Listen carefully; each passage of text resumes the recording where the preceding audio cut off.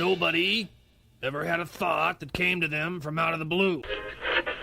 Have a great stay here in Epcot or wherever your final destination may take you. Here in Florida, we have something special, a blessing of science. There's enough land here to hold all the ideas and plans we could possibly imagine. Hey, thanks for being such a great test crew. Come back and ride anytime. WDW Radio, your information station. Hello and welcome to the WDW Radio Show, your Walt Disney World information station. I am your host, Lou Mangello, and this is show number 395 for the week of February 15th, 2015. I'm here to help you have the best possible Disney vacation experience and bring you a little bit of Disney magic wherever you are with this podcast, videos, blog, live broadcasts, special events, books, audio tours, and more.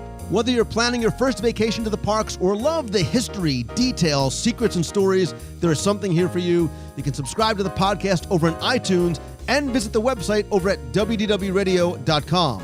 And learn how you can help support the show and be a member of WDW Radio Nation, where you get extra content, benefits, and rewards like custom Magic Band covers, monthly scavenger hunts, backpacks, t-shirts, special call-in shows, care packages, and lots more. It's completely optional and a great way to help. You can find out more by visiting WDWRadio.com/support. So join me this week as we take a detailed look at the history, details, and simple elegance of the Walt Disney World Railroad, starting with Walt and where and why his love of trains originated, to the Disneyland Railroad and the fascinating creation and changes to the Walt Disney World version. It's a grand circle tour around a true classic Disney attraction. I'll then have the answer to our last Walt Disney World trivia question of the week and pose a new challenge for your chance to win a Disney prize package. Then stay tuned for your voicemails and more announcements at the end of the show. So sit back, relax, and enjoy this week's episode of the WDW Radio Show.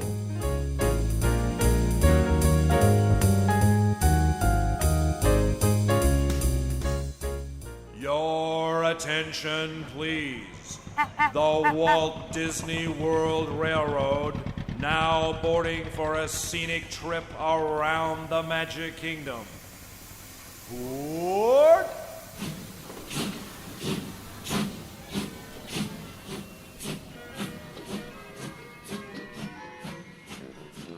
When we talk about quote-unquote classic Walt Disney World attractions, what do we really mean? Are they ones that have been there the longest, ones whose popularity has stood the test of time? Maybe they have their origins in the original Disneyland, or maybe they even have a direct connection to Walt Disney himself. And few attractions in Walt Disney World fall under all of these requirements, and the one that may fit most closely is the Walt Disney World Railroad. So this week, we're going to take a very deep, detailed look at this truly classic attraction, its connection to Walt, the changes over the years, and much more. And joining me is a man who may also be considered a classic, although he may describe himself more as a relic. But if your bookshelf does not include some of his many titles, including the Vault of Walt series, Who's Afraid of Song of the South, The Book of Mouse, and others, then you are missing some classic titles from my friend, Mr. Jim Korkis. Well, thank you so much, Lou. And yes, I am both a classic and a relic. I'm, it's getting to that point where I'll be described as vintage or retro at this particular point. But again, what great terms to be called when you're a Disney historian and you're interested in history. So, those terms just naturally cling to you. And what a great topic, the Walt Disney World Railroad, one of the favorite attractions for many guests who come to the Magic Kingdom. Now, Lou, have you also ridden the railroad at Disneyland as well? How could you not, right? It's one of those things, Jim, how can you not ride the railroad? And I will tell you, I am a huge fan of the railroad, and I understand why it's a favorite for some people. And I think sometimes when people say it's one of their favorites, they think it's odd because when you think of, classic or favorite attractions, you think of Pirates and Mansion and Thrill Rides. But there's something so simple, so elegant about the railroad. And I think it's a combination of the train cars and the sounds and the whistles and the colors and the atmosphere, which is always changing and it's in motion.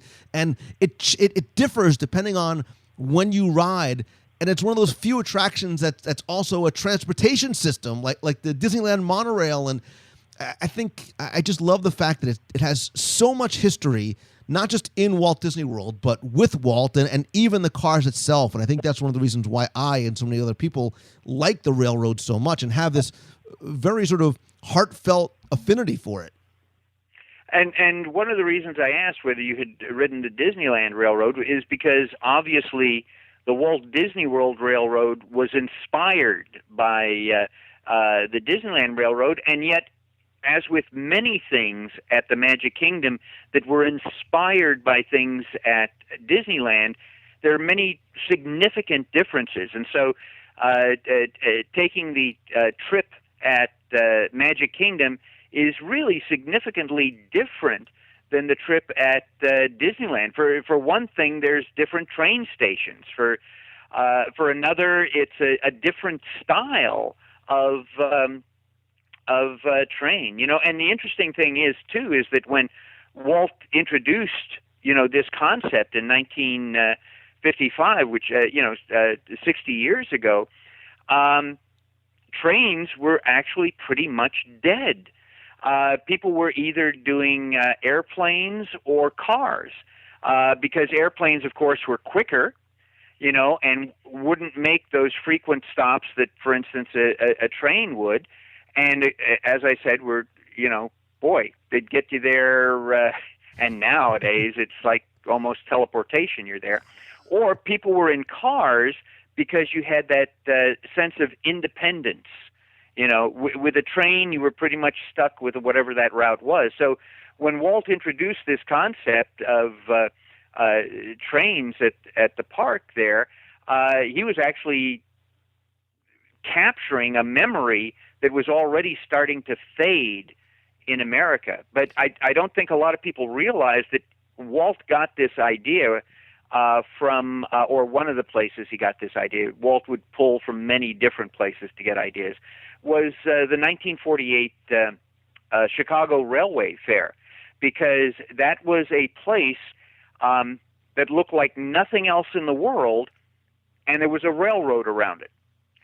And you took that train basically for transportation to get to different areas, so you didn't have to walk through this huge park space. But also, it gave you a chance to take a look around and see what was there. And so Walt was inspired by that. At the Chicago Railroad Fair, there were actually little lands and towns. In fact, you could take the railroad and you could get off at New Orleans French Quarter. And all of these little areas were sponsored by different railroad companies, and there were exhibits and food and beverage locations and attractions and the whole bit there. So I'm sure some of that gave Walt, the idea of, yes, let's get this, and people will enjoy that. And at Disneyland, there were only two train stations. There was the Main Street one, and there was the Frontierland one. And if you got on at Main Street, there was a passenger car, and it wouldn't stop at Frontierland. It would make that whole loop. And in Frontierland, if you got on, there were cattle cars. So you stood in these cars that had slats. You really were cattle, and you would look through the slats, and that would take that around. And again, Walt was using that to give people a chance, because nobody had ever seen a Disneyland before. This is what we're going to see. And so when Walt Disney World's train opened in 1971, there were only two stations. There was the one at Main Street, and there was the one at Frontierland. And Frontierland is the one that had the water tower, because again, since these were running on diesel and boiling the water for the steam, you had to keep filling it up with water. So when was the first time you ever rode the Magic Kingdom Railroad? Well, so my first trip to Walt Disney World was in November of 71. And, with not a lot to do in the Magic Kingdom, I could almost guarantee, although I don't remember being on the railroad itself. But, when we were talking about it and you were talking about Disneyland and Walt, I want to take a step back before we get to Walt Disney World and talk about really the genesis of the Disneyland Railroad and then eventually to Walt Disney World. And people say, well, I know the story, Lou. I know the story about his miniature steam railroad in his backyard and the Carolwood Pacific. But I think there's some really neat stories that not just start there, but even a lot earlier, because I know even as early as he was a kid. Well, I was going to say, going back to when he was a kid, there was a lot that about railroading that really influenced Walt's life and Walt's work. And look, his father, Elias, and his uncle, Michael Martin, who was a steam locomotive engineer, he worked on the railroad. And he said, and I'm quoting Walt, he said, that was something to brag about, right? The fact that his uncle was a locomotive engineer, right? There was something exciting about it.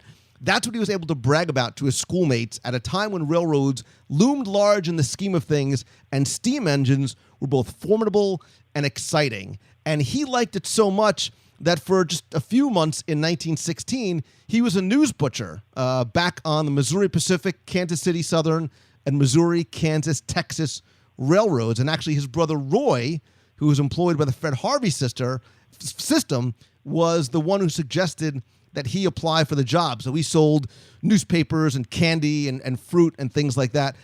But he said, and while doing my research, I saw that he loved not just the trains, but he loved the uniform. He loved the whistles. He loved this idea of being able, like you said, to see the country, right? And again, I'm quoting Walt. He said, my railroad career was brief, exciting, and unprofitable. Too many people were eager to take advantage of a young businessman like myself. The suppliers, for example, would fill my hamper with rotten fruit. This drew so many flies that the conductor would make me dump it out, and I was stuck with the cost. Besides, I was only 15, and I ate most of my profits, so I quit at the end of the summer with losses that absorbed the $30 bond that he posted when he took the new job. But I think that really kindled this romance of the live steam train that he had for the rest of his life. And if you think about even before he started the railroad in his backyard, how the train influenced him and how trains were an important part of what he did. You know the story of going on the railroad to New York in 1928 when, he sent his brother Roy a telegram, it's going to be okay. And the idea for Mortimer/Mickey was born. And even in business and his films, right after Steamboat Willie debuted, in 1929, there was a short called Mickey's Choo Choo, and then you'd see it later on in Brave Engineer, Casey Jr., Dumbo, live action films like So Dear to My Heart. So he always sort of had this love of trains, and it transcended not just his business life, but his personal life. He had a tabletop model train in his office, and then as if that wasn't good enough, Jim, he's like, you know what? I think I need a bigger one in my backyard. And the supportive wife. You're right on the mark, Lou, with all of this. And as I said, by 55, trains were dying out. But when Walt was around, 1901, 1902, trains were the main source of transportation. And you're right. There was that romance of the rails, and yes, Uncle Mike Martin. And here's something just exclusively for WDW radio listeners. Everybody tosses these things around. Yes, Uncle Mike Martin, and nobody ever thinks, well, how was Mike Martin related to this family? Obviously, his last name wasn't Disney. He was Elias's cousin, Walt's father's cousin. And so Uncle was sort of, sometimes you just call uncles when there's no direct blood relationship. Yeah, and not only was Mike Martin apparently this very impressive, physically looking figure, but he would stop there in Marceline, and he would always have a bag of penny candy for them and things like this. And we don't realize how impressive, these old steam locomotives were. I grew up in Glendale, California, so I got to go to Travel Town as a kid, and climb on some of these things. These are huge metal beasts, I can imagine seeing them at night with the light and the smoke and the sound. It's like this monster, this dinosaur. I can understand why you have some early accounts of Native Americans just being completely awestruck by seeing these things come, because they're so powerful. And they're beautiful too. They're beautiful, and the beautiful detailing, especially around this time at the turn of the century, and 1902. So Walt isn't even 1 year old yet. 1902, the Baldwin Locomotive Works in Philadelphia were turning out. And this really blew me away. We're turning out hundreds of trains every single month in 1902. So the Baldwin Locomotive Works, those are the trains we've got running around Walt Disney World. That's some of them. One of them's from 1916, two from 1925, and the Lily Bell from 1928, the time when Mickey first premiered. But when Walt was growing up, this was it. This was the way, you went. And as you were touching on, a train is what carried Walt from, Kansas City to Los Angeles. A train from New York to California is where Walt was developing the concept for Mickey Mouse, So you're right. It had this huge, and you mentioned Mickey's Choo Choo. The funny thing at the end of that cartoon, of course, is the train is out of control, and then it blows up, and so on the tracks, a couple of wheels fall on the track, and then a platform falls on the track, and then something else, and so Mickey and Minnie are actually on this little hand car at the very end, and that was the inspiration for the Lionel train hand car that saved the Lionel company. That's where they got the design from, and why they came, of all the things to do, you've got the rights to Mickey Mouse. Why aren't you coming up with a Mickey Mouse engine? You come up with this little hand car. It's from the cartoon, Mickey's Choo Choo. And Walt loved Lionel trains. He bought them for, his nephew and all of this. And he had a setup in,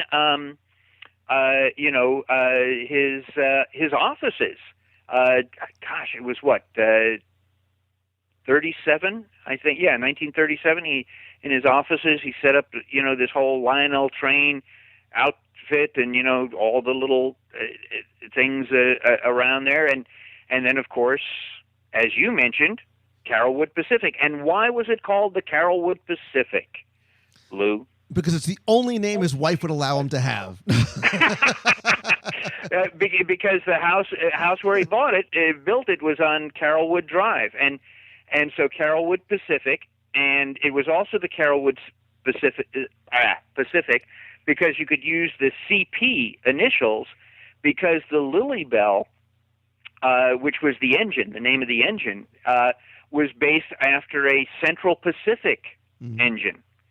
And so, Walt was always looking for those, little tie-ins and things like that. And of course, Walt knew several people at the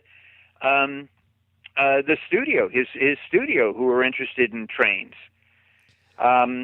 Well, you know some of them, right? Yeah, and actually, there's and I'll link to it in the show notes. One of my very first interviews way back when was with Michael Broggie, who told stories, and just I'd never heard these before. As a kid, going to Uncle Walt's house, even though he wasn't an uncle, right? Because Ward Kimball and Ollie Johnson and Roger Broggie were all these big train enthusiasts. So he and sometimes his friends or Walt's daughters would be riding the train and helping Walt out with the train. and sometimes even, shoveling and cleaning. And the way Walt would, and I loved when he told the story, the way Walt would reward them when they were done was there was a bar for the adults, and there was a little ice cream sort of stand that he had. A sort of fountain, yeah. Yeah, and he would, and I'm like, do you hear what you're saying? That Uncle Walt was making you his special sundae in his backyard after riding on his railroad? Like, did you have any idea what that experience was like? And you have to go back and listen to him tell that story.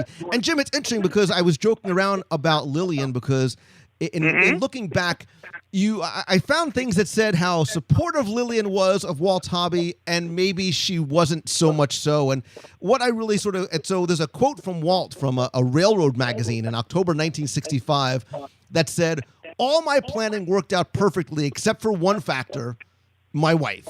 She didn't take kindly to the idea of having a railroad run around the house, and she told me so in no uncertain terms." I could imagine how that conversation went. He said, "Things came to such a pass that I went to my lawyer and had him draw up a right-of-way agreement giving me permission to operate the railroad on the property. My wife signed it, and my daughters witnessed the agreement."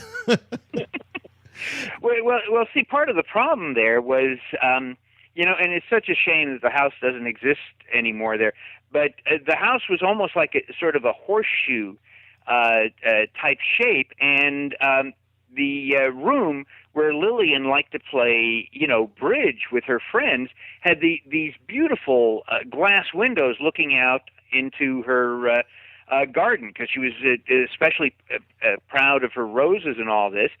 And she just did not want something dirty and smelly, going by outside while she was there with her friends. And so, and so Walt specifically bought that piece of land in the Holmby Hills because he could see the possibilities of putting in that railroad there, because there were two levels, so you could have a little canyon and do those things. Yeah, this was no joke.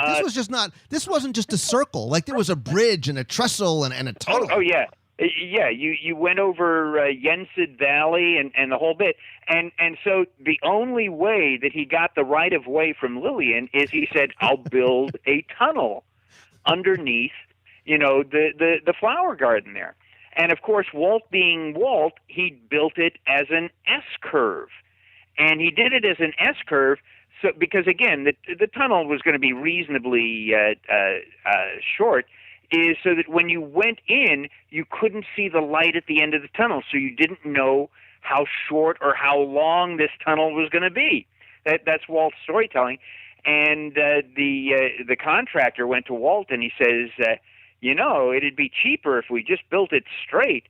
And Walt said it'd be cheaper if we just didn't do it at all. He said, "Just go ahead and do it, but don't tell me how much it's going to cost for that to happen." And in fact, that whole Carrollwood Pacific thing there inspired that Donald Duck cartoon, Out of Scale, with Donald Duck and Chip and Dale, where Donald has his own little backyard miniature railroad. That was directly inspired by the railroad that Walt had in his backyard. And yeah, it was very elaborate, to go through that. And then different people he would give, little cards, so they were vice president of the Carrollwood Pacific Railroad.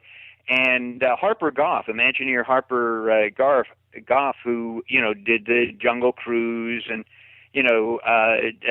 designed the 20,000 Leagues Under the Sea, the Nautilus, things like this, told a very funny story where he was overseas and he had misplaced his passport, and he was in this foreign country and he was trying to get out of the foreign country, and he doesn't have his passport and all that.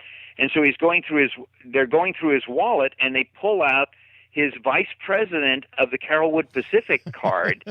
And because it was signed by Walt Disney, they allowed him to leave the country without a passport. Because the name Walt Disney was, and the card looked so official, There was all this wonderful fine detailing and all of this on it. So It's funny, 'cause that doesn't work now. My Tomorrowland Speedway driver's license does not help me when I get pulled over. So someday I will be tall enough to ride that maybe one of ride. these days it will. If you get pulled over by the right guy, you get pulled over by a policeman who's a Disney fan. That might make actually, he may want to save it for his collection. You know, they just know I'm not tall enough to reach the pedals, so it clearly must be a fake. So. But you know, and Carolwood Pacific only lasted 1950 to 1953, and one of the reasons Walt closed up shop on that was again, you know, everybody in their and their neighbor were coming over into his backyard for this, and so it was getting, you know, out of control. And one time the Lily Bell went off the tracks and turned over on the side, and a little girl ran up, and she got you know, a little burn from the steam. You know, nothing bad. You know, it's not a third-degree burn or whatever. You know, you just get that little, oh wait, that's hot.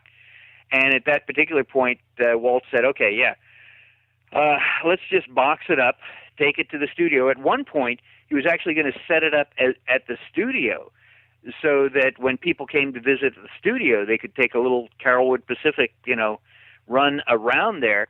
And Bob Gurr told me that for about 15 years, he was using the Lily Bell as his footstool underneath his desk at work, you know. And then, you know, they, you know, eventually rehabbed it and was displayed at Disneyland at the Main Street train station for many years. And then in 2000, the Disney family, because again, it was owned by the Disney family reclaimed it, and now it's on exhibit at the Disney Family Museum at in San Francisco there. You know, wonderful display up there, so you can see all of that, except for two cars.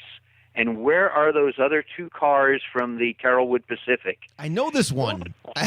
This one, I know that.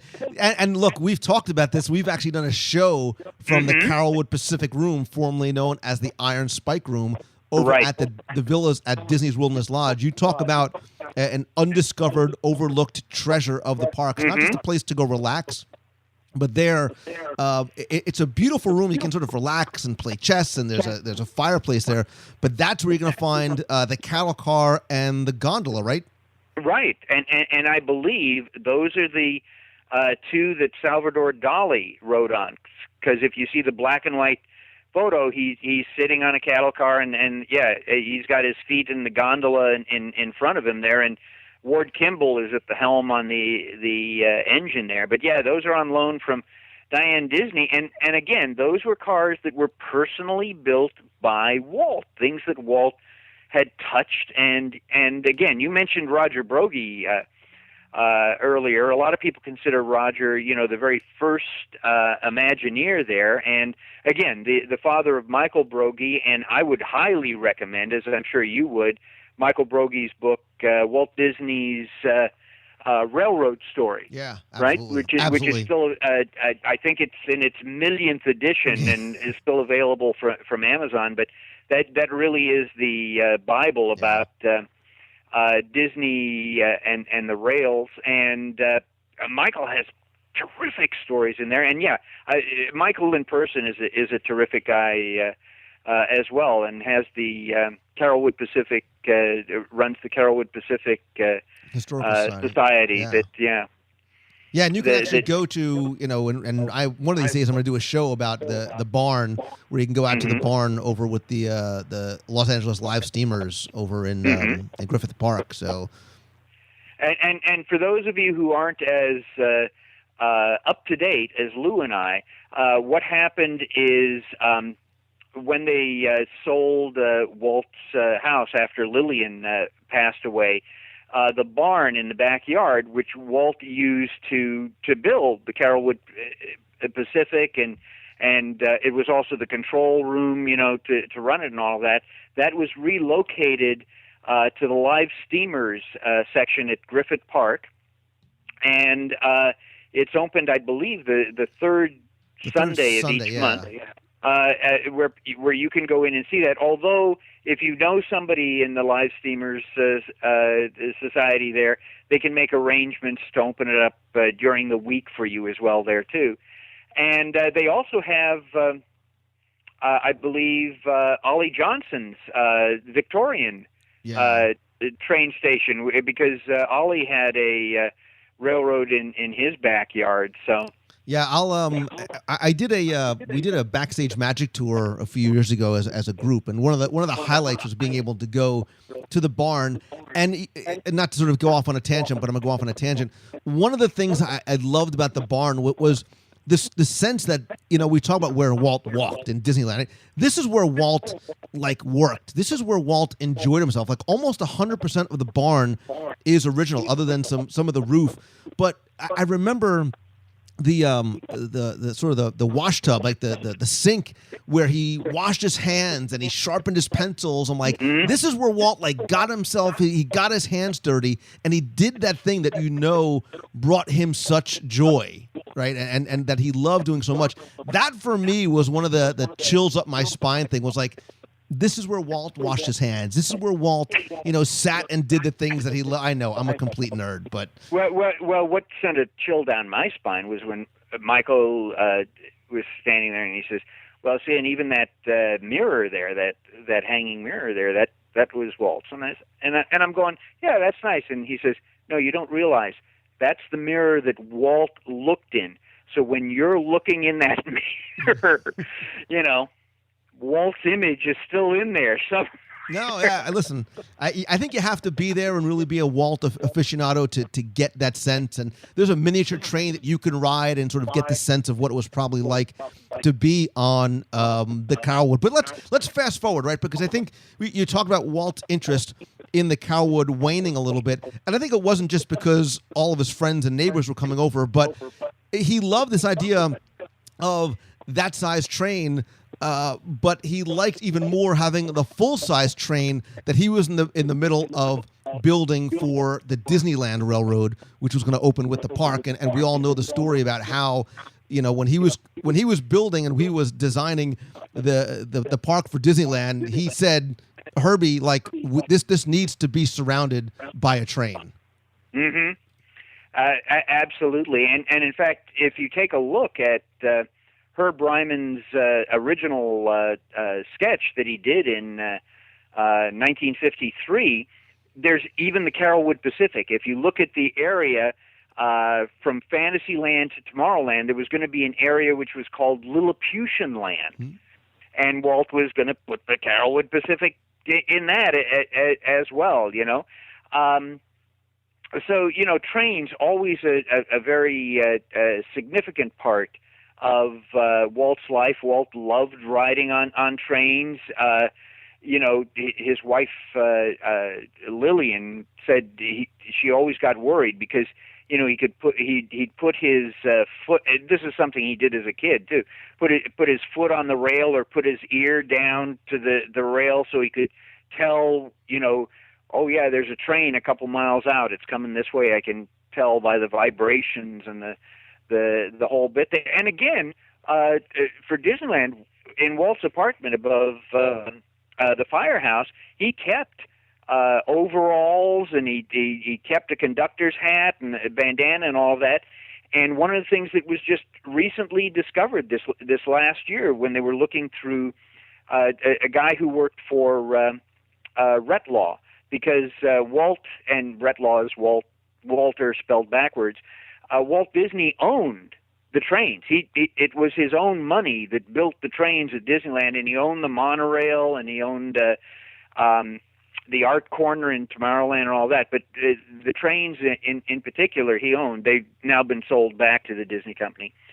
But what would happen is between 1956 and 1958, and these are in the records there, and nobody knew this for decades, is that on Sundays, Walt would come and then at 2 o'clock would go and tap out the conductor because again, the conductor was not being paid by Disneyland; he was being paid by Retlaw, which was Walt Disney, and Walt would be the engineer on the train there for a couple of hours every Sunday between 1956 and 1958. And real quick, and how cool would it be to be tapped out by Walt Disney? But didn't because they worked for him, didn't he he would physically sign their paychecks? Like the paychecks didn't come from Disneyland; they came from yes, Walt. You are absolutely correct. And in fact, the coaches on the train were called the first ones were called Retlaw 1. And they were, again, it was difficult because, again, he designed it just like a real coach so that, you had to get in through, the back door and walk down the aisle and the whole bit. And so by the time, because we're going to wrap this towards Walt Disney World again, by the time you got to Walt Disney World, it's like, that doesn't make sense. So we're going to make these excursion cars,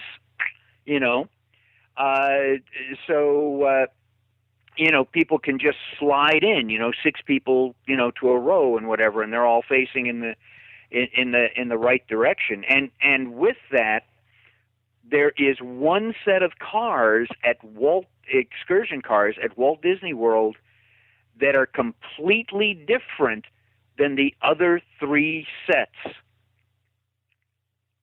Ooh, Jim, tell us. Wait, and I would suspect that most of you have seen them. They only come out once a day. They only come out. Jim, once tell a us. day. It's that opening. The Lily Bell only comes out really once a day, unless there's a problem with another engine. So the Lily Bell has to be then cycled in. Right. Only comes out once a day. Comes out in the beginning for that opening ceremony in front of the train station, because those excursion cars are open on the other side. Oh, right. All the other excursion cars have that side panel. And so you have that open side, so again, the characters can come out and, do that whole wonderful welcome ceremony. But the Lily Bell is hooked up to those cars, so the Lily Bell only comes out once a day. And the Lily Bell, by the way, as we said, was built in 1928, so the same year as Mickey Mouse, and the Lily Bell was the very first Walt Disney train engine that was refurbished and delivered to the park. Yeah, and sort of just quickly going back a little bit, and being first delivered to the park, this really was the first attraction that was ready to go, that was completed for Walt Disney World. But I think how the trains got there is interesting, Jim, because I think a lot of people just assume that these are new trains built by Imagineering. Well, it was just magic, right? Right. They just sort of appear there. But I love the story. Well, the first 2 trains at Disneyland were actually built. The C.P. Ripley and the E.P. Ripley and the C.K. Holiday. They were actually built, and in fact, the C.K. Holiday was built as a duplicate of the Lily Bell, the Carolwood Pacific one, because it was so detailed and was so perfect and all that.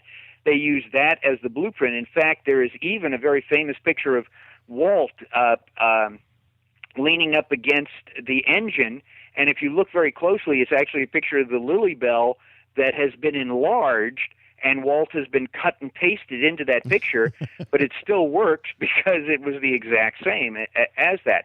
And but by the time they got to Walt Disney World, they go, it really doesn't seem to make sense to be building these engines. I'm sure that there are engines that exist somewhere. So they started to look for engines, and where did they find them, Lou? So again, this is 1969. They end up in Mexico. They end up at the United Railways of Yucatan and transport these train engines to Florida, and then it takes about 2 years, and they go from what were probably, out of service, probably not as pristine as they look now, into these Victorian era trains that look like you said, look like they were probably built like they were for Disneyland. Yeah, and for those who are as geographically challenged as I am, Yucatan is actually a peninsula. So when you see Mexico right down there towards the end of Mexico, and it sort of curves up into the Gulf of Mexico there, that's the Yucatan Peninsula. And we were talking about the Baldwin Locomotive Works and making these hundreds of engines. They made hundreds of different types of engines. And so there was a particular engine that they would use to, for instance, haul sugarcane. And not just in foreign countries, but in Louisiana, a lot of Baldwin locomotives and all that.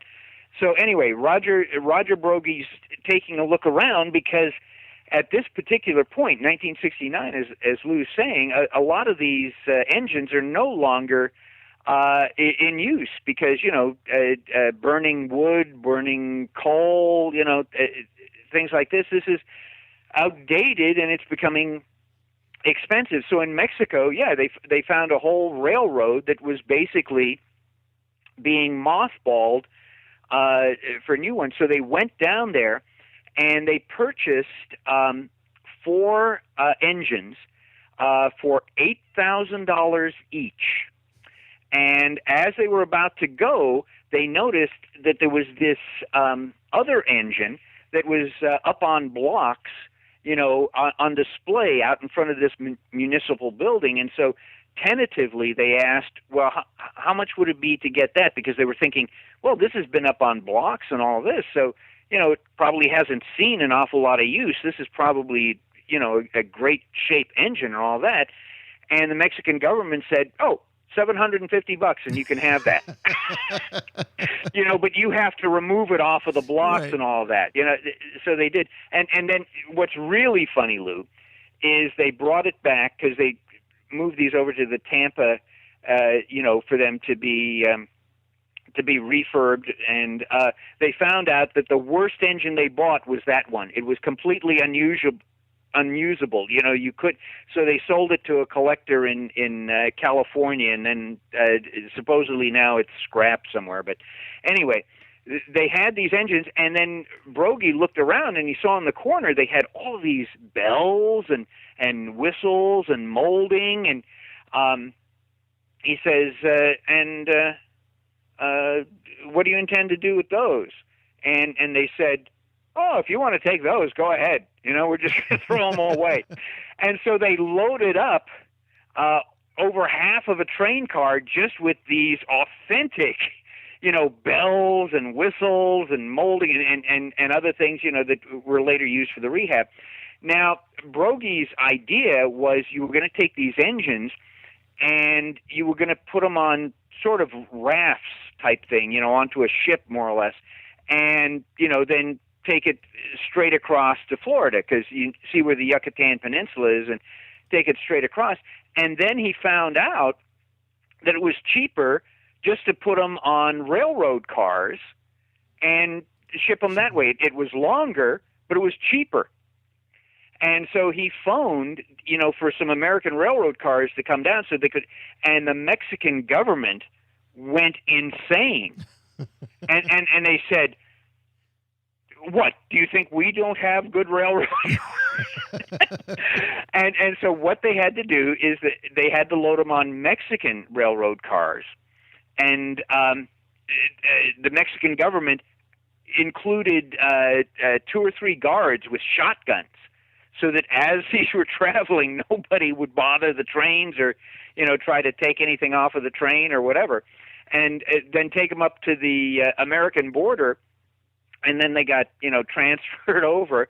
And then they got taken down to Tampa, which a lot of people don't realize. Like in 1969 and all that, Florida wasn't really very civilized, in terms of having businesses and places that could do stained glass for Cinderella's Castle and all that.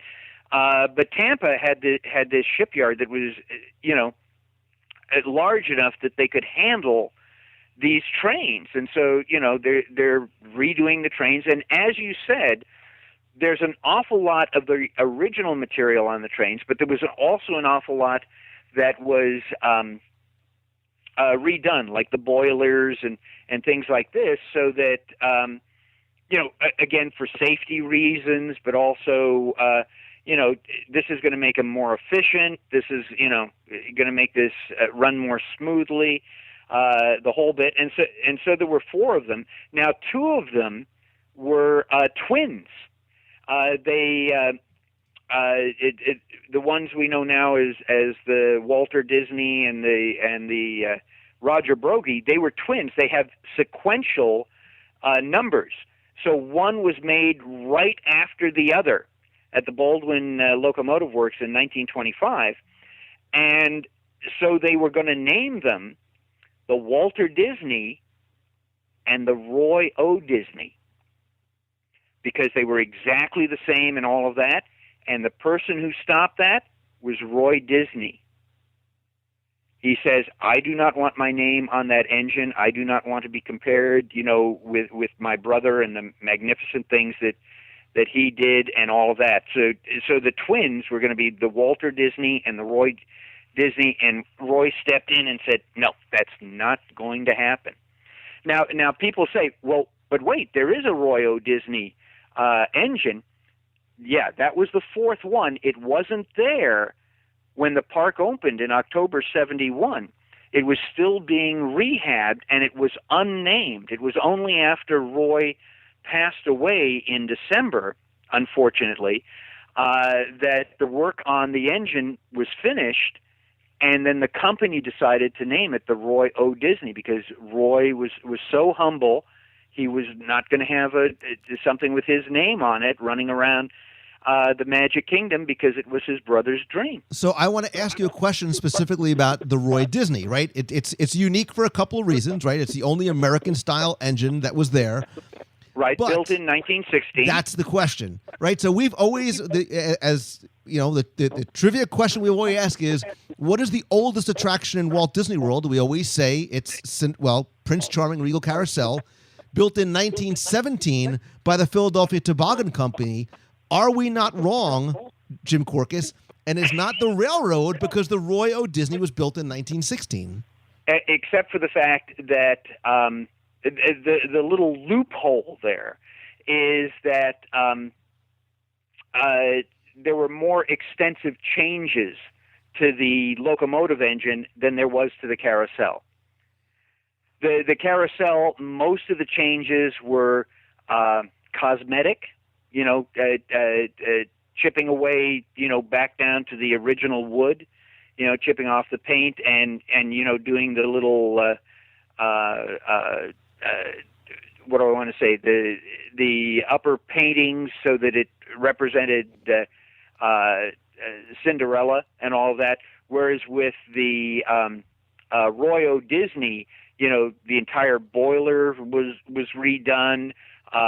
Things were added to it. But yes, I would say, well, you're the one with the legal background. And this is why I don't practice law you anymore. would say, yes, but yes, even though work was done on it, it's 1916, so that really should be the oldest thing in the park.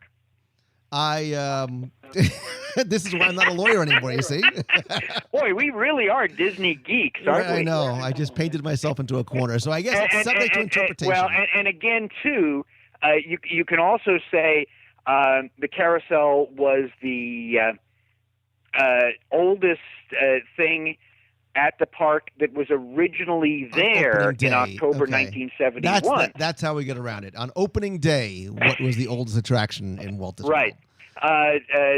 For that to happen, so that's fun. But again, the trains themselves are just fun, and you're right. The sound, the feel of that, and one of the things that happens at Walt Disney World that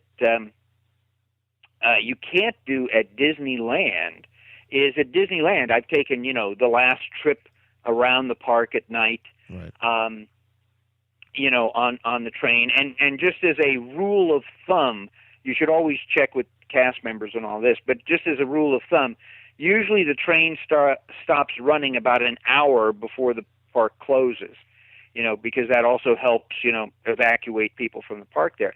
But at Walt Disney World, if you take the last trip around the park, it stops at the Toontown station there, because and you get off, so you have to walk from the Toontown station back down to Main Street and get out.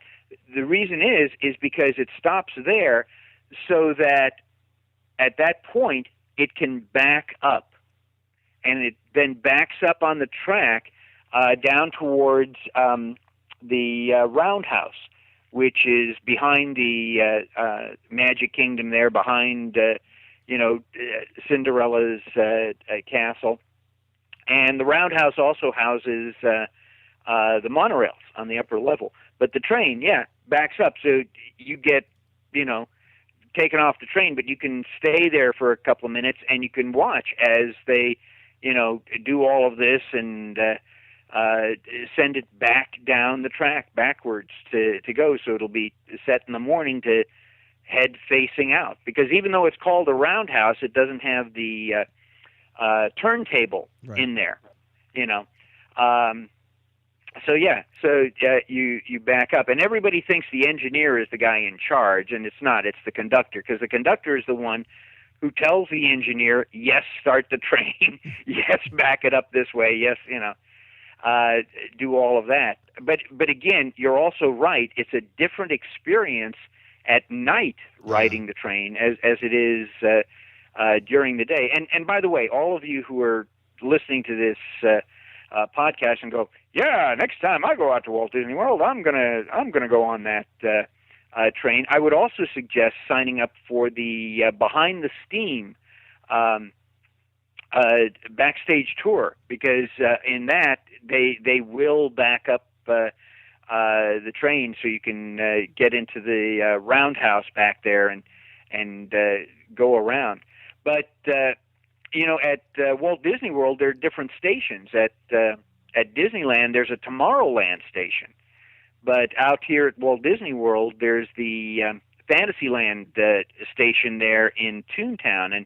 And that's because, as I said, when Walt Disney World opened in 1971, you had the train station on Main Street, and you had the train station in Frontierland, and you had the water tower. I like the fact that you still call it Toontown, by the way. Listen, I still call it Disney MGM Studios, So, anyway, the Fantasyland station over there, it's because Mickey's Birthday Land came up in 1988, right? Mickey's 60th birthday. So they had a special train station, so you could hop on the train, Mickey's Birthday Land Express, to go there. And so in 1988, you've got this new train station, and you go there, and then it continues to develop. And then when you're talking about Splash Mountain in 1990, right? The Frontierland station is being torn apart, which was not very much of a station. It was a very, compared to what it is now, it was a very small, sort of nondescript building. Intimate. Yeah. It was intimate, charming. It sat very lonely at the end of Frontierland there for a while. Well, because all of that area, they were going to build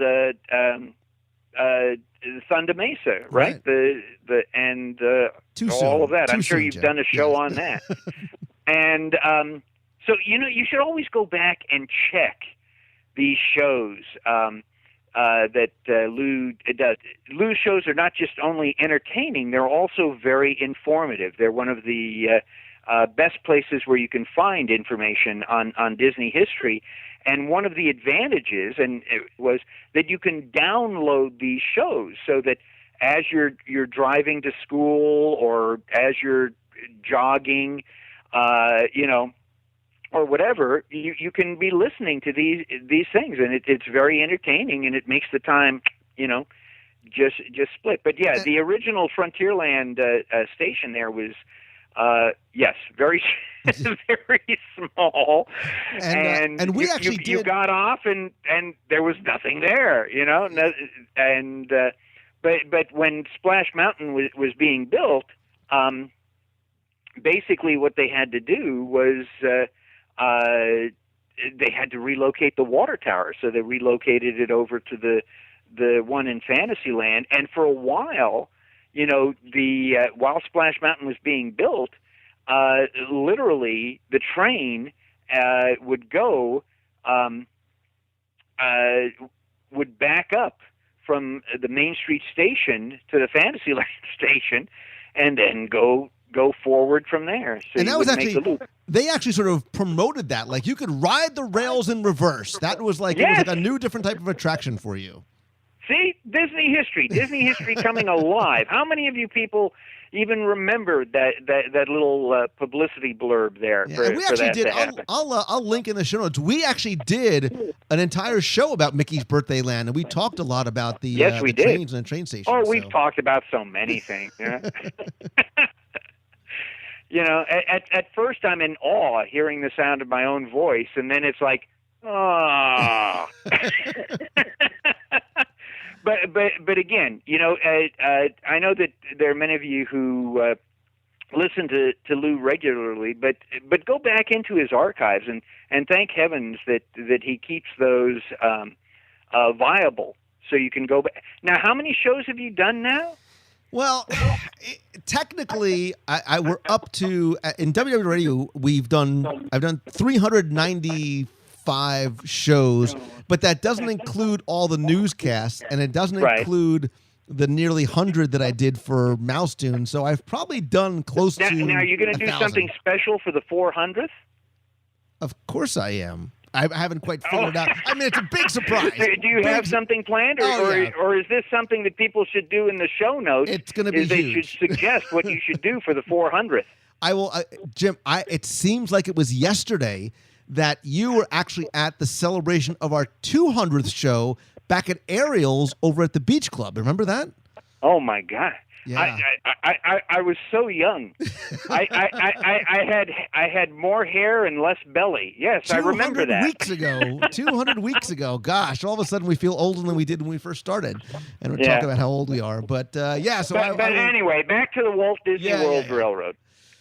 There's a wonderful tour that you can take, which is good, and the train itself is just a wonderful experience. And one of the little surprises too is after you pass Frontierland, if you look over towards the left, it used to be so rich, but unfortunately the hurricanes and all have changed this. But it used to be so rich with trees and things like that. But there are actually working buildings behind there, but they were painted sky blue, so that if you look through the trees, it looked like you were just looking on through infinity. Now, unfortunately, with some of the trees down and all that, you can actually see some of the buildings now, but they're still painted sky blue, but that's over there. And I will tell you that since Storybook Circus has come in and they have refurbished and rethemed the train station there, I think it is just, dare I say, some of the most beautiful restrooms and train stations in the park. But I love how, again, the Imagineers are still nostalgic, because the train station technically is the Storybook station at Carolwood Park. Right? They go into this whole backstory. I wonder where they got the name Carolwood I wonder, from. Right? But the Casey Jr. train brought a circus to Carolwood Park. That's sort of on the outskirts of town. It pays homage to the railroad and the street that Walt lived on. There's amazing details there. I have to do a video or a DSI just of that too. But if you look really carefully, on the clock, you'll see the Carolwood Park, which is sort of the Carolwood Pacific logo that's in there as well. That, again, we talk about people looking up and potentially missing that little detail. You're absolutely right. I tell people that when Disney does something right, they really do it right. And I would agree with you that is an absolutely beautiful train station. And all the little touches of detail and all that, you can tell that an awful lot of thought, was put into that area, and it's a much beautiful location than what was there before, which was just pretty much a metal queue line. Right, which is supposed to be temporary. We talked about this. Birthday Land was supposed to be temporary. So they just sort of threw something up relatively quickly, and they put the water tower there, never thinking that, how many years later it's still going to be here. You would think Disney would learn, The hat is only temporary. It's not going to be here for 13 years. Which actually, the funny thing about that is the park was only open for 12 years before the hat was there. So the hat's been there longer than when it was without the hat. For many people, that's what they remember. That's what they grew up with. But listen, let's get back to the train. We're back on board. All right. We're steaming up. We are steaming. And look, one of the things, too, about this is when you talk about attractions that change over the years, this attraction really hasn't changed very much. Like, they didn't really need to do... They modified the cars a little bit for the PA system and to stop people from sticking their legs out. The spiel has changed. Right. But, for the most part, the attraction itself really hasn't changed. And going back to, I think, why there's this affinity for it is, like, for me, it's the views and the vistas that you can't get anywhere else, right? There are some elements that you can only see from the train itself. Look, I love going on it to seeing the Native American camps and the animals and the views of Big Thunder Mountain and the little Tumbleweed. peek into Splash Mountain and see the zippity-doo-dah steamboat in there. Yeah. And yes, you're absolutely right. And bringing this full circle from where we started, the Walt Disney World Railroad is a classic, and it hasn't become a relic yet. Yeah, and it doesn't need to, right? It doesn't need to change at all. No, because it, like I said at the beginning, it really does define what a classic is supposed to be. Mm-hmm. And it's a great story. And look, like what Walt wanted it to be, it's a phenomenal storytelling device. And I think Walt would have loved it. And I think, oftentimes it's hard to say, well, what would Walt think about this or whatever. I think he would have loved the trains at Walt Disney World, and I think he would have spent an awful lot of time on that. And so when you're boarding those trains, you're really sharing in Walt's spirit. And as we've mentioned in this show, a spirit that really goes back to when he was born in 1901. His real love and fascination of steam trains, continued through his whole life, and he obviously wanted to share that experience, and he has. He shared it with generations who hadn't even been born when Walt passed away. And I think, too, this is one of those attractions, let's talk about the ride itself. It's one of those attractions that begins long before you actually step foot into the ride vehicle, right? Because you can see the train as you come in. You hear the train whistle. You hear the bell, and there's something very comforting about that. But take the time as you go into... Look, the Main Street Railroad Station is an attraction in and of itself. Oh, beautiful. There's beautiful. great details in the Frontierland Station. I'm going to shamelessly plug. If you download my audio tour of Main Street USA, we spent a lot of time really walking you through some of the great details that you can see, including the maps of the railways and things about Walt and I love the bulletin where it has a lot of references to Kimball Canyon and Harrington Hills, and we explain what those are. But I think that the station itself, that the Victorian era station, is beautiful and it's just replete with detail and story as well. And Lou, thank you so much for giving me the opportunity to talk about the trains, because I love them dearly. And speaking of things I love, I also love books that I've written for Theme Park Press. Look at that segue. That you can so find seamless. at www.themeparkpress.com or on Amazon. And in fact, the two latest books out are Vault of Walt, Volume 3, which is the latest in the series, and also a book called Animation Anecdotes, because I'm also an animation historian. I wrote for Animation Magazine for a decade out in California, and so this includes little short stories and quotes from people who worked on classic animation. In fact, there's 35 pages devoted just to Disney stories and little oddball things that Disney animators would do and all of that. And yes, indeed, I am currently at work on even a new book, which I hope to have out by this summer, and I hope to have Vault of Walt 4 out by this fall. And I think at the pace that I'm going, I'll still beat Lou from getting out his third trivia book. Oh, game on, brother. Now that's it. Challenge accepted. Challenge accepted there. The gauntlet has been thrown down. And if you haven't bought Lou's first two trivia books, go out and make sure you add those to your library. I have them in my library, and they're both autographed, and they are both treasures. And Lou himself is a Disney treasure. And Lou, again, thank you so much for having me on. Thank you very much, Jim. And you very much, if I am a little treasure, you very much are like the number 4 engine on the Walt Disney World Railroad. You're a big old machine. You just keep plugging along, baby. So the little engine that could. There you go. Thanks very much, Jim. We definitely have to do this again soon. Okay. Thank you, Lou.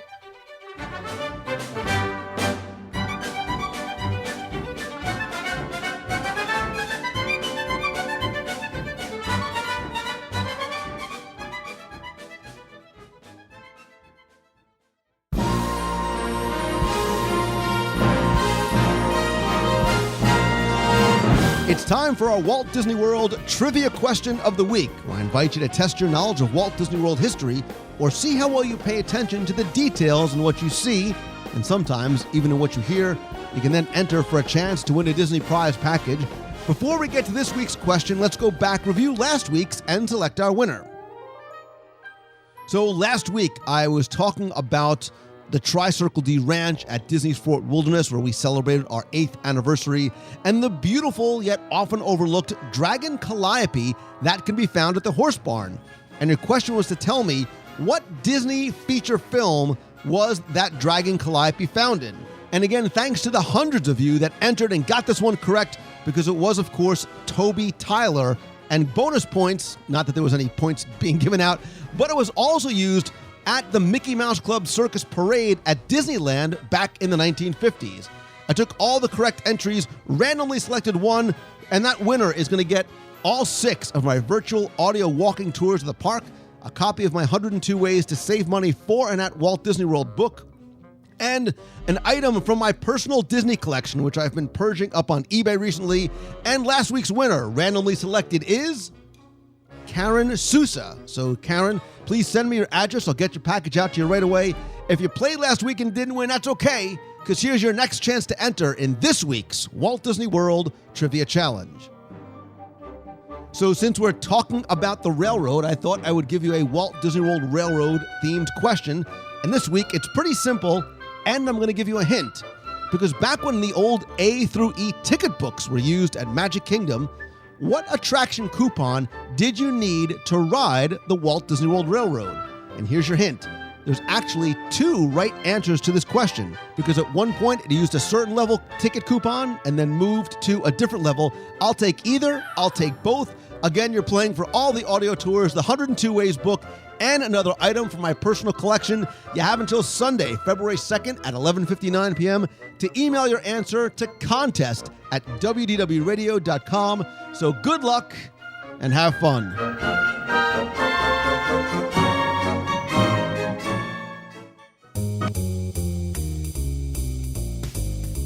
That's going to do it for this week's show. Thanks again for taking the time to tune in this and every week. Also want to say big thanks to everybody who's rated and reviewed my 102 Ways to Save Money for and at Walt Disney World book over at Amazon.com, including Britt Steiger and T-Bone66. To find out more and order your copy, you can visit Disney102.com.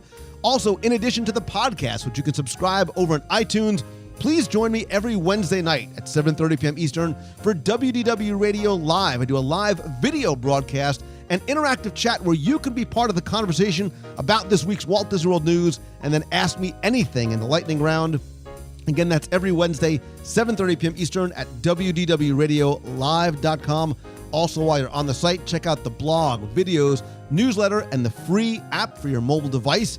You can follow me over on Twitter. I'm at Lou Mongello, Facebook.com/Lou Mongello. You can follow my personal profile there and like the Facebook page at Facebook.com/WDW Radio. If you have a question you want answered on the air, you can call the voicemail at 407-900-9391 or email me, lou@WDWRadio.com. And of course, you know I believe that nothing beats a handshake and a hug, which is why I do events every month in Walt Disney World and other special events like our yearly cruise. This year, we are going to Alaska on the Disney Wonder this June. And next year, I just announced last week that we will be celebrating the 9th anniversary of WDW Radio on one of the very special Star Wars cruises on the Disney Fantasy. That's going to be February 6th through the 13th, 2016. To find out more and get a free, no-obligation quote, you can visit WDWRadioCruise.com. If you are coming to Walt Disney World, I've set up our next 2 meets of the month. The next is going to be Saturday, March 7th at Disney's Animal Kingdom at the Yak and Yeti outdoor seating area from 11 a.m. to 1 p.m. And then in April, we're going to meet on April 25th, just a few days before Avengers Age of Ultron hits theaters. Yes, I am that excited. So we're going to have a pre-Age of Ultron shawarma meet over at the Tangerine Cafe in Morocco in Epcot. Again, that's Saturday, April 25th. To find out more, visit the events page at WDWRadio.com. And I also am going to be doing other meets and other events not in Walt Disney World on the road. I'm speaking at a number of conferences and consulting to some businesses and schools. This year, I'm going to be in San Diego, Las Vegas, Fort Worth, and a few other destinations to be announced soon. To find out more, visit LouMongello.com. And if you want some help building your brand or your business and turning your passion into your profession with mentoring or group coaching or consulting to your business, again, visit LouMongello.com for more information. Thanks as always to Mouse Fan Travel. They are my official and recommended travel provider for a lot of reasons, not only because it's who I've used for almost a decade, but because I know I'm going to get the best rate and any available discounts. It's going to cost me nothing to use their services, but most importantly, I know the level of personal attention that I and every one of their clients gets. For more information, visit mousefantravel.com. And to subscribe and order back issues of Celebrations magazine, you can visit celebrationspress.com.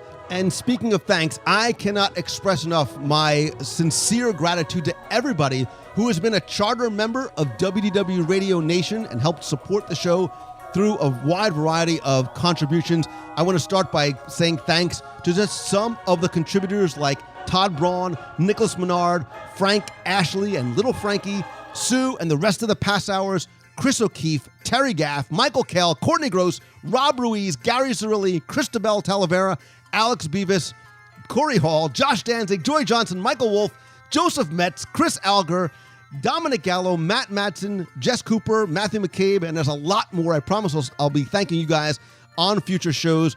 I sincerely appreciate your support and, more importantly, your friendship. If you want to find out how you can be part of WDW Radio Nation and receive some of the benefits and rewards like the scavenger hunts and custom Magic Band covers and all the downloads and logo gear, special care packages, and lots more, you can visit www.radio.com/support.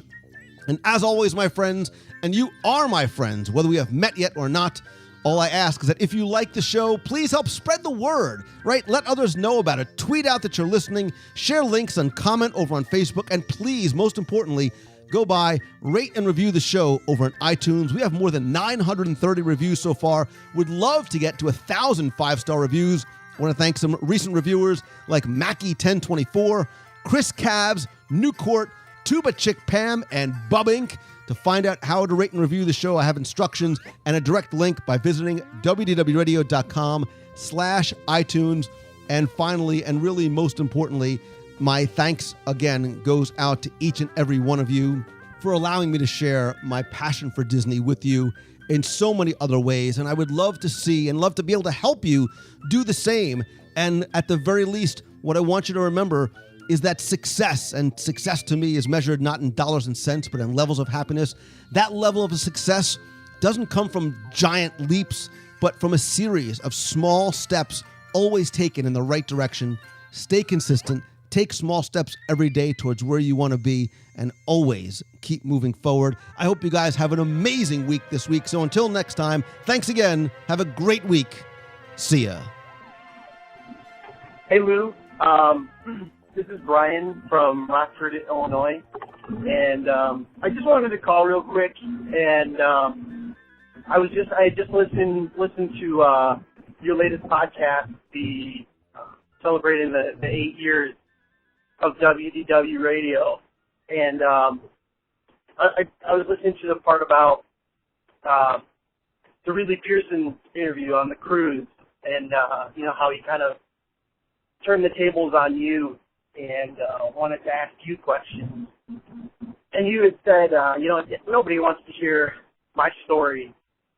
And then I got to tell you, you couldn't be further from the truth when you said that, because hearing your story has motivated me, probably more than you'll ever know.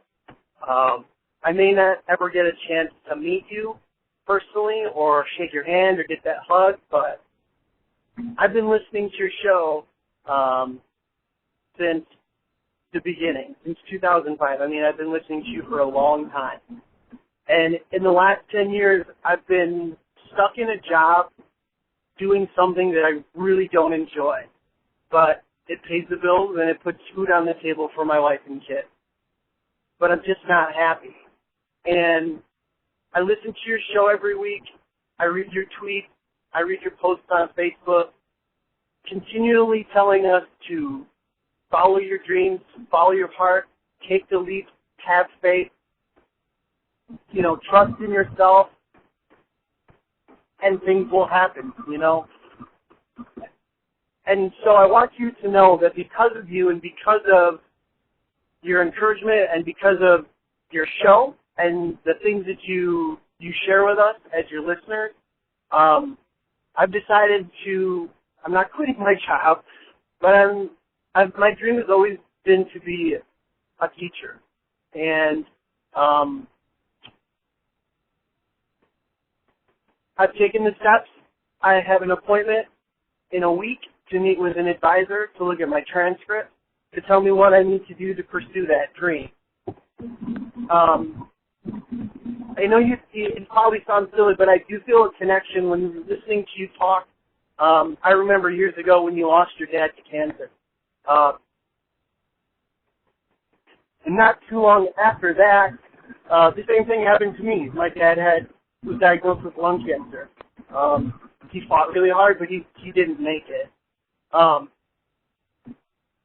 just wanted to say that I've been listening to you for more than 8 years. I've appreciated everything that you've done and everything that you continue to do for the community, for Disney fans and people like me. I commute every day, an hour, both ways, and I'm always listening to your show. I've listened to many shows 2-3 times over again, and for me, it's a great escape because I get to hear about things, the thing that I am passionate about, and so thank you. I appreciate everything you do, Lou. I do hope that one day I'm in the Magic Kingdom, I'm able to buy you a popcorn and give you a hug and say thanks. So thanks, Lou. See ya. You've got